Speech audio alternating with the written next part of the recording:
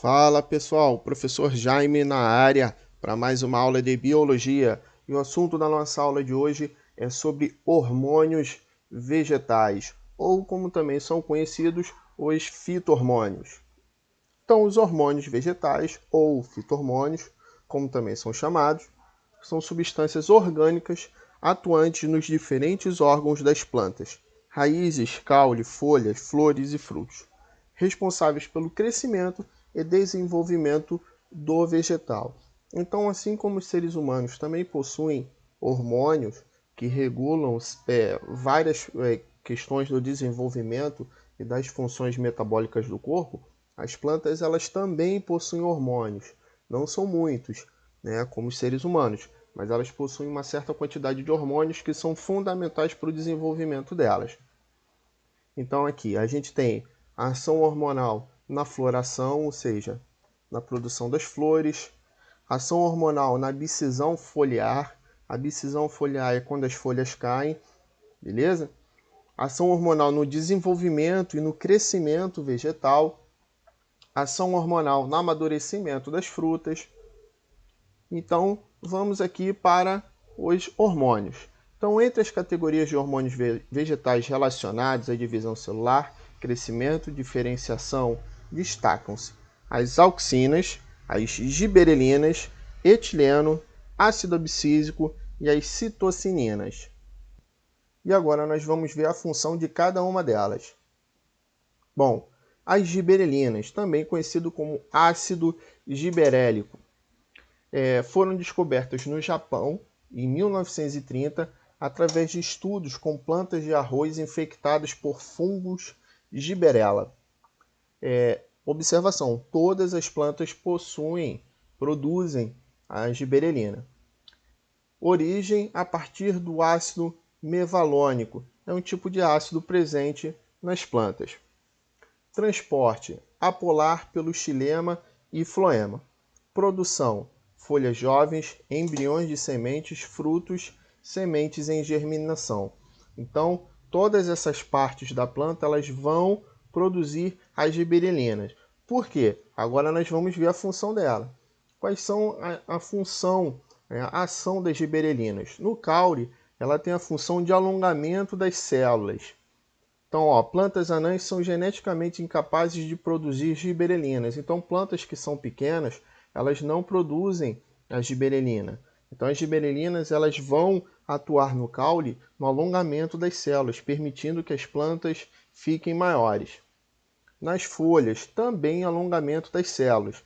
Então, elas vão acelerar, ajudar no alongamento das células e crescimento, consequentemente, o crescimento. Tá? Usado na horticultura para obtenção de plantas com folhas maiores e largas. Então, as folhas vão ficar maiores e vão ficar mais largas.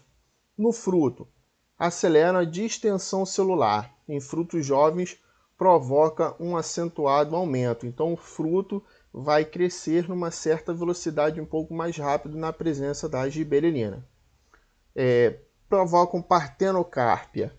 Partenocárpia está relacionada a um tipo de produção no fruto. Semente, quebra da dormência do semente. O que quer dizer dormência da semente? A semente ela fica em seu estado de dormência até ela encontrar um solo propício para a germinação. Então as giberelinas elas vão quebrar essa dormência. Floração, induz em plantas a caules, né, que tem caules reduzidos. Então, nessas plantas menores, ela vai induzir a floração. A ação da giberelina vem sendo intensivamente estudada na viticultura. Aplicações efetuadas desde o aparecimento da inflorescência até o início da maturação visam principalmente o aumento da produção através do aumento do peso dos cachos e dos bagos e a obtenção de cachos medianamente soltos, que dispensam a operação de desbaste e facilitam o controle de doenças. Além disso, a aplicação do ácido giberélico pode acarretar no engrossamento dos pedicelos e engaços e obtenção de frutos sem sementes, com diminuição do ciclo da videira, antecipando-se o período da colheita. Então, aqui nós estamos falando no cultivo de uvas, beleza? Então, eles vão aumentar a quantidade do cacho e mais fácil de ser retirado. E isso fazendo com que a colheita seja mais rápida. Então, usam esse hormônio, as plantas já têm naturalmente, mas o pessoal na agricultura intensifica esse hormônio para poder ter uma produção maior, melhor e mais rápido para poder gerar mais lucro. Citocininas. Origem a partir da adenina. A adenina é uma base nitrogenada do DNA, beleza? Então, transporte pelo xilema. Produção é produzido na ponta da raiz. E o que elas vão fazer? Elas vão regular o metabolismo, a divisão celular e a senescência. O papel essencial da citocinina é regular o crescimento vegetal, normalizando o desenvolvimento da planta. Então a citocinina ela vai regularizar, ela vai normalizar o crescimento da planta para que a planta não cresça exageradamente ou também fique num tamanho menor.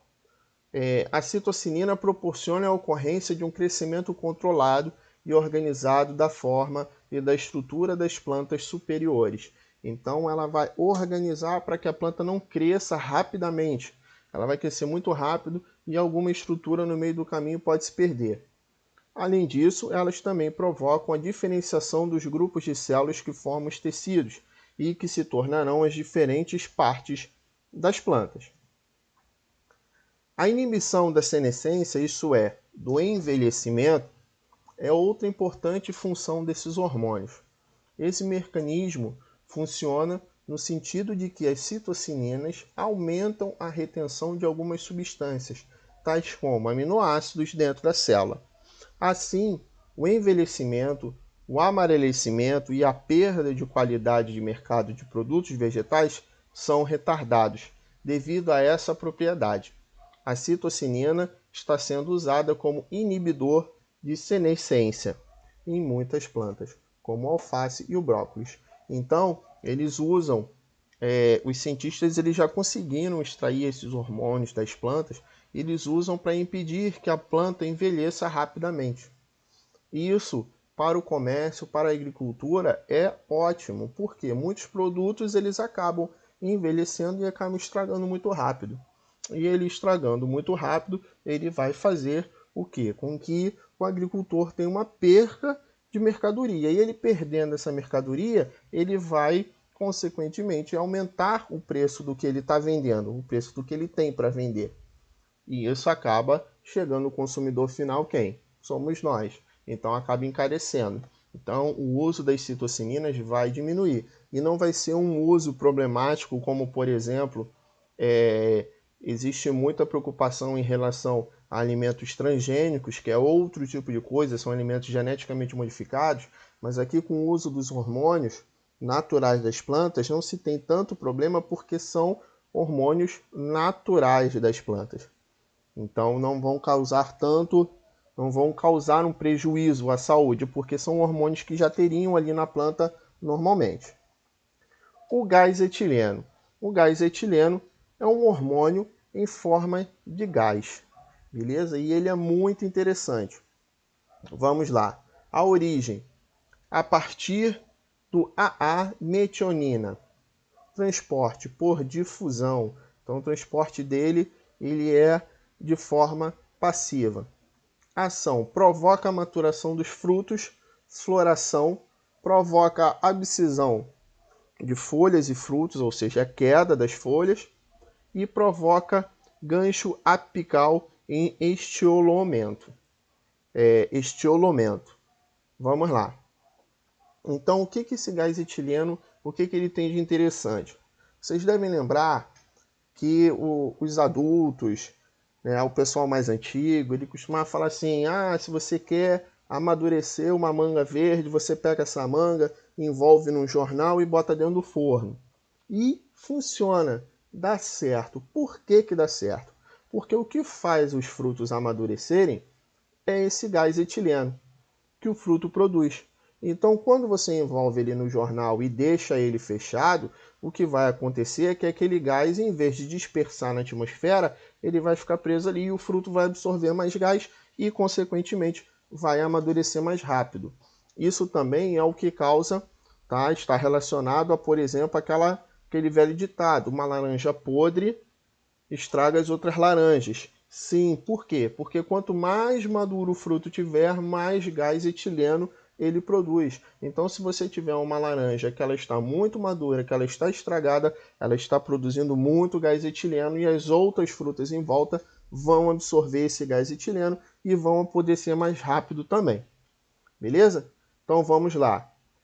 O gás etileno é o composto orgânico endógeno ou exógeno, ou seja, dentro ou fora, mais simples e aparentemente o único gás que participa da regulação dos processos fisiológicos das plantas.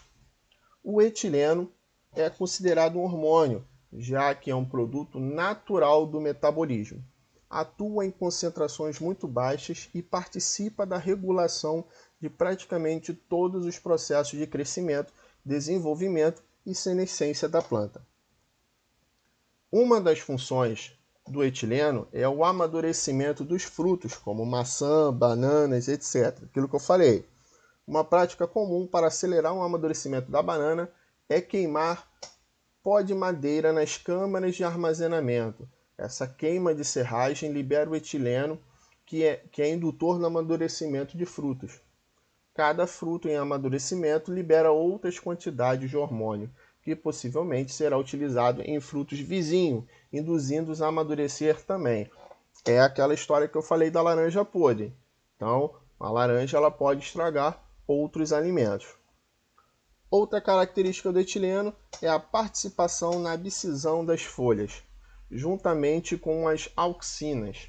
A concentração das auxinas nas folhas de plantas diminui no outono, induzindo modificações na chamada zona de abscisão, que passa a produzir etileno. O etileno enfraquece as células a tal ponto que o peso da folha é suficiente para romper sua ligação com o caule, assim a folha se destaca e cai. Isso normalmente acontece no período do outono, onde as folhas caem. Então o etileno ele vai fazer com que a folha acabe ficando, a ligação entre a folha e o caule fique tão fraca que o próprio peso da folha vai acabar fazendo com que ela caia. E aqui uma curiosidade. Acredita-se que enfiando pregos na jabuticabeira, ela produz frutos mais rápido. Bom, na verdade, quando se provoca esse tipo de ferimento na planta, ocorre um estímulo e ela produz o etileno que a induz a florescer. Então, o que acontece? Existe uma outra prática, né, antiga, que é, por exemplo, quando você pega um mamão e o mamão está verde, de passar o garfo e arranhar o mamão para ele amadurecer. Também funciona. Por que vai funcionar também? Pelo mesmo motivo da jabuticabeira. Quando você causa um estresse ao fruto, ele produz mais etileno. Então, ele produzindo mais etileno, ele vai estimular, no caso da jabuticabeira, vai estimular a florescer. E no caso do mamão, vai estimular o mamão a amadurecer. Então, são técnicas de amadurecimento mais rápido, né? Quando você faz um corte, algum arranhão no fruto, ele vai amadurecer mais rápido. Você pode prestar atenção que quando você vai no mercado, uma maçã, por exemplo, se ela tiver amassada, porque o pessoal que coloca as maçãs nas bandejas são muito cuidadosos, né? Pega aquela caixa e vira tudo de uma vez. Então, às vezes, você vai pegar a maçã, muitas das vezes a maçã está amassada. Aquela região amassada é um estresse no fruto. Então, ela faz com que o fruto amadureça mais rápido. Então, por isso que muitas das vezes você pega uma maçã daquela dali e quando vai ver, logo aquela maçã está estragada. Porque o estresse no fruto aumenta a produção do gás etileno. Bom, ácido abscísico. O ácido abscísico, né, ele é transportado pelo floema. Ele causa dormência das gemas e fechamento dos estômatos. Vamos ver o que é isso. O hormônio recebeu essa denominação porque, de início, se pensou que ele fosse o principal responsável pela abscisão foliar, fenômeno de queda das folhas de certas árvores. fato que ocorre no outono. Hoje, embora se saiba que o ácido abscísico não é o responsável por esse fenômeno, nós vimos ali que o etileno faz uma grande função ali, seu nome permaneceu. Do contrário de outros hormônios vegetais, como a auxina, o ácido abscísico é um inibidor de crescimento das plantas. Então, ele controla o crescimento. Essa inibição ocorre no sentido de proteger a planta. Nos períodos desfavoráveis, a planta produz o hormônio que é responsável pela dormência das gemas do caule e pela queda das folhas. O ácido abscísico é o principal responsável pelo bloqueio do crescimento das plantas no inverno e pelo fato das sementes não germinarem imediatamente após serem produzidas, fenômeno conhecido como dormência.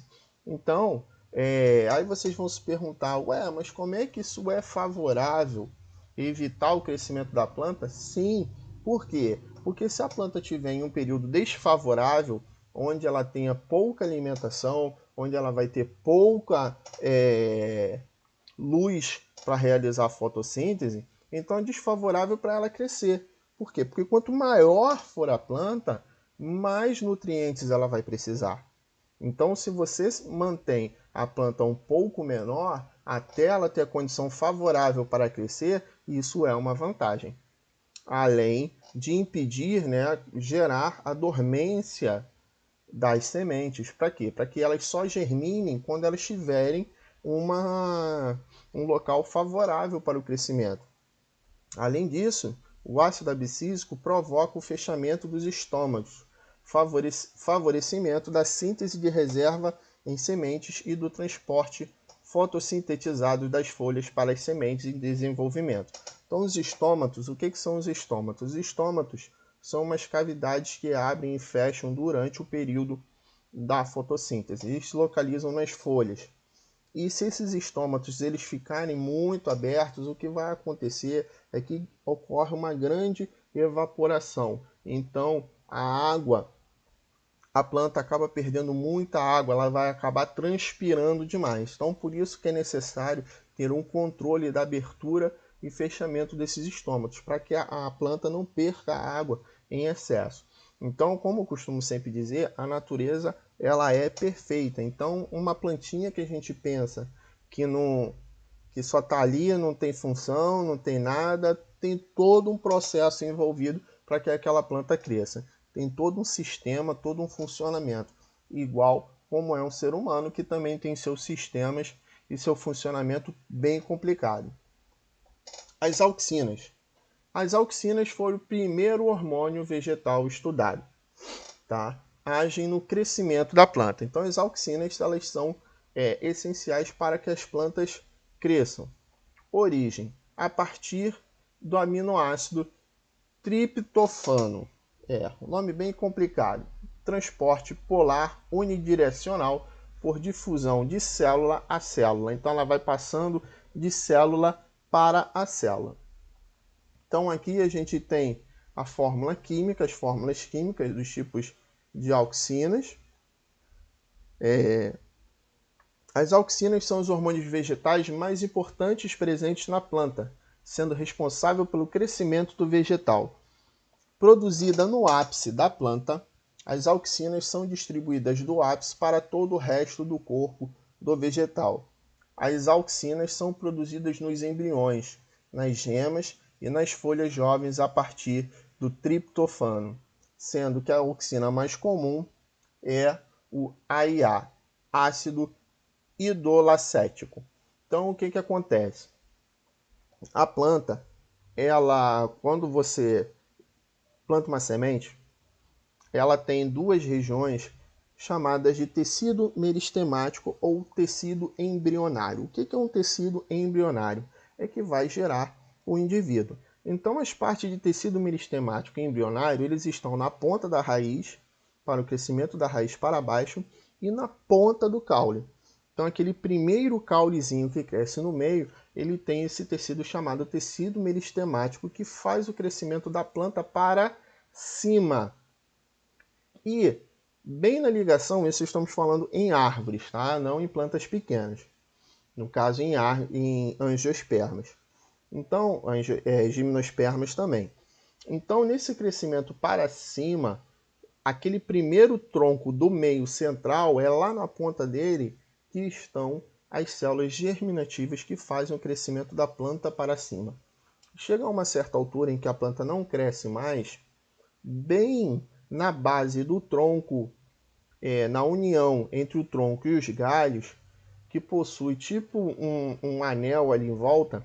Esse anel eles possuem as gemas laterais. O que são essas gemas laterais? Elas são as responsáveis pelo crescimento da planta para os lados. Então é por causa disso, e são nesses lugares que são produzidas as auxinas.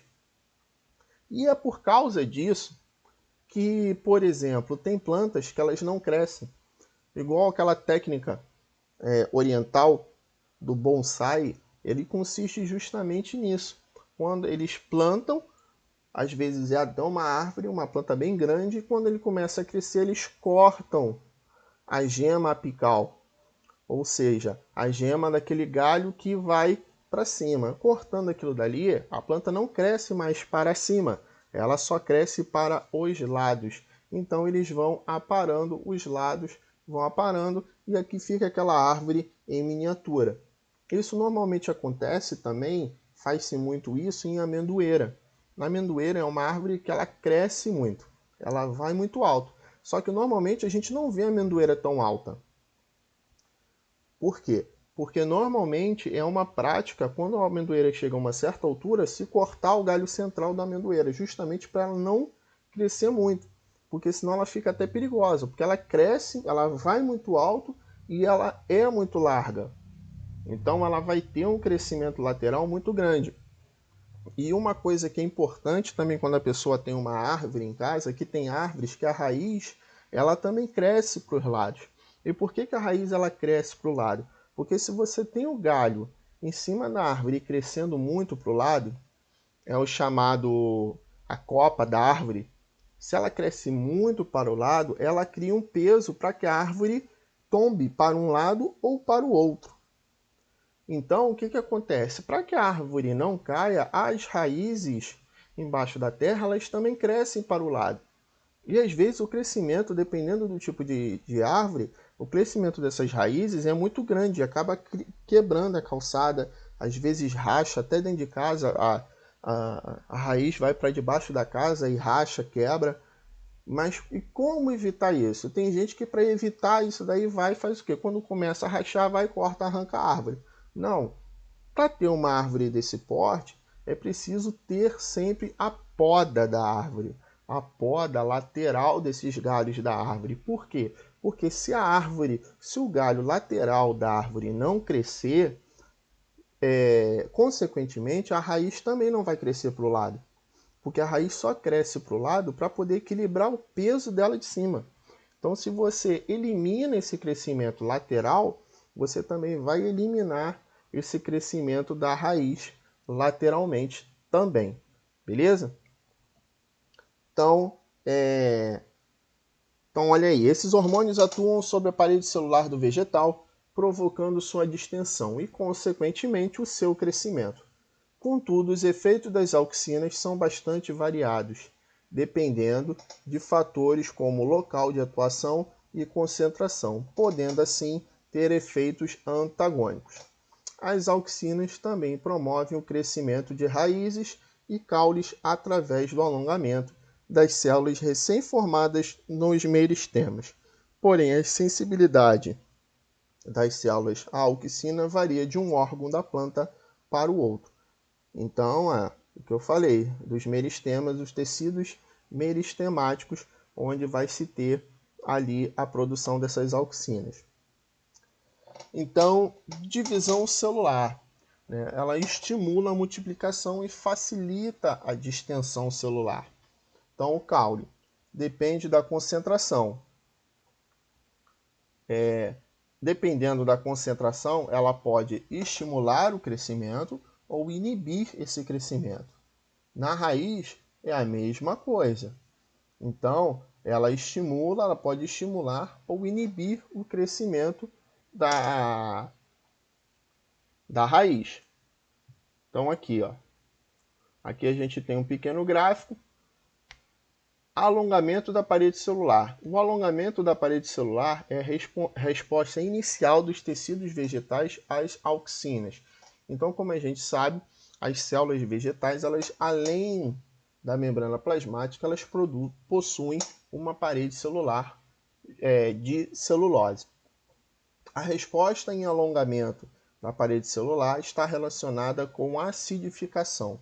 A auxina estimula uma bomba de prótons que promove a secreção de íons de hidrogênio em um compartimento da parede celular, causando acidificação, ou seja, ela altera o pH. A acidificação promove a ativação de enzimas pré-existentes causadoras do afrouxamento da parede celular. Então, a parede celular das células, elas esticam, né, que tem um crescimento, mais células. Não, a parede se estica, é a mesma célula, só que a parede se esticou. Então, é basicamente o que acontece aqui. É a mesma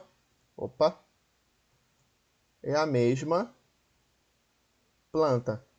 Tá? Só que aqui ela está esticada, tem até um suportezinho aqui para ela poder se manter mais ereta, que tem plantas que precisam desse suporte, e ela está esticada, está alongada a parede celular, mas a quantidade de células é a mesma. Tropismo. Bom, o que é tropismo?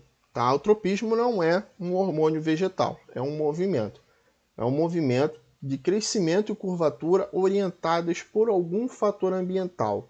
Então, o que acontece? As plantas, elas vão se movimentar, beleza? Então, isso é uma coisa que a gente tem que diferenciar, porque, por exemplo, a gente tem que diferenciar mobilidade de motilidade. Mobilidade é a capacidade de se mover, de se mexer, melhor dizendo, se mexer. Motilidade é a capacidade de sair de um lugar para o outro. Então, uma planta, ela não possui motilidade, ela não sai de um lugar para o outro andando, a não ser que seja um ente do Senhor dos Anéis. Mas, agora, uma planta, ela é móvel? Sim. Ela não balança? Sim. Ela não se mexe? Se mexe. E, além disso, as plantas, elas se movimentam em direção a algum fator ambiental.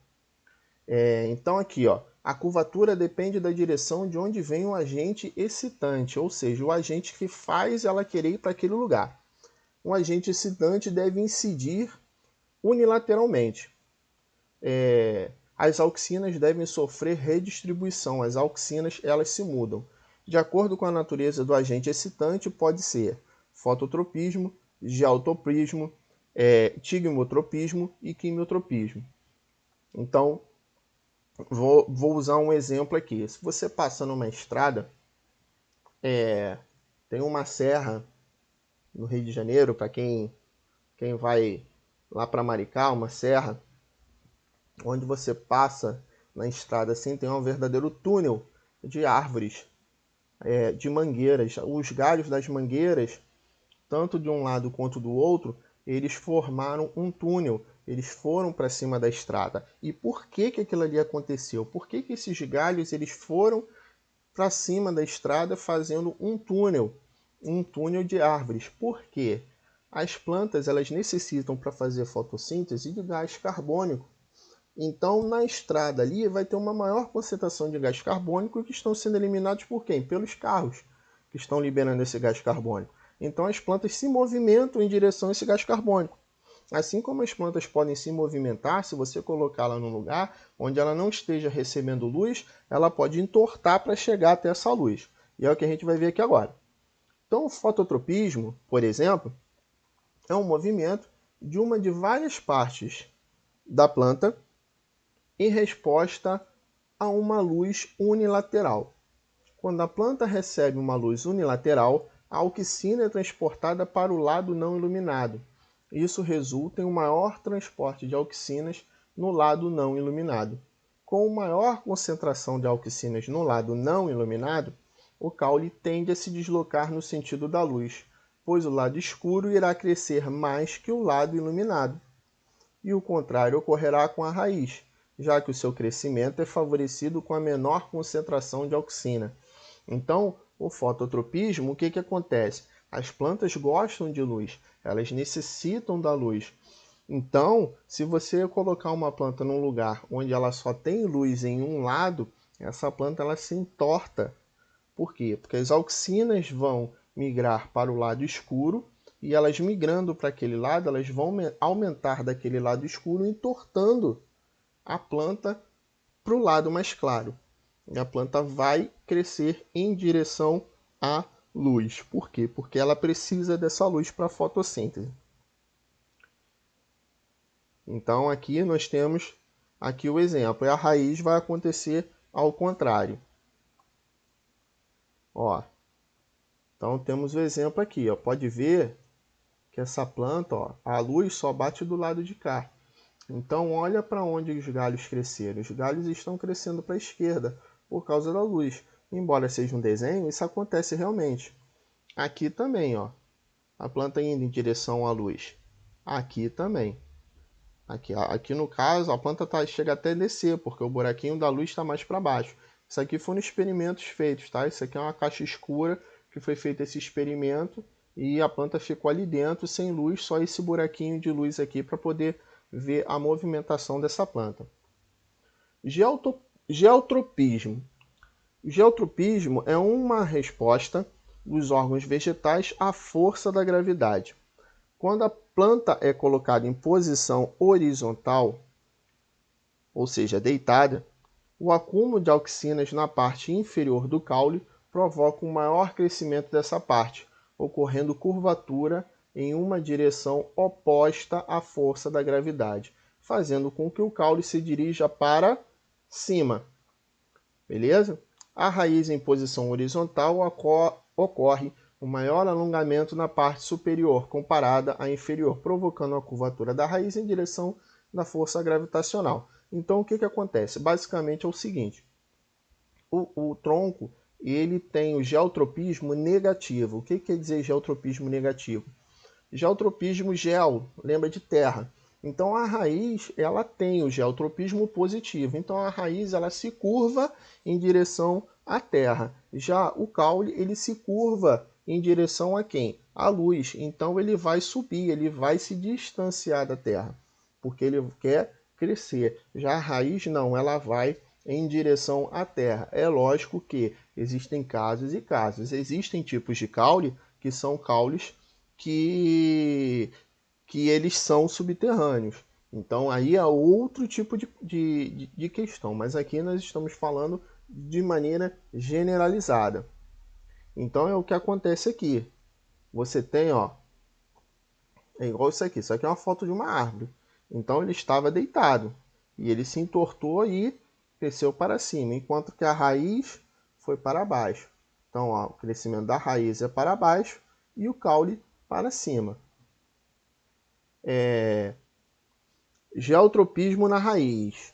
A raiz é revestida por uma estrutura chamada coifa, que fica lá na pontinha da raiz. A coifa é responsável pela produção de uma substância que diminui o atrito da raiz com a terra, protegendo a raiz. Além disso, a coifa é responsável pelo geotropismo. Então a coifa é uma estrutura que tem na ponta da raiz, e ela é um pouco mais rígida, que ela serve justamente para evitar o atrito da raiz. Como a raiz ela está crescendo para baixo, serve para evitar o atrito da raiz com o solo. Então ela vai servir tipo como se fosse uma escavadeira. A coifa possui estatólitos, que são os responsáveis pela percepção da gravidade. Quando colocado em posição horizontal, os estatólitos da raiz mudam de posição dentro da célula. Esse movimento dos estatólitos provoca a redistribuição da auxina e a partir disso ocorre o movimento da raiz em direção à força da gravidade. Então a raiz ela segue a força da gravidade, ou seja, ela vai seguir para baixo. Então aqui é uma representação mais de tecidos, tá? A coifa aqui na ponta da raiz, tecidos também, e nós ficamos por aqui. Espero que vocês tenham gostado. Não deixe de deixar aquele like maneiro aí no vídeo. Valeu, galera. Fui.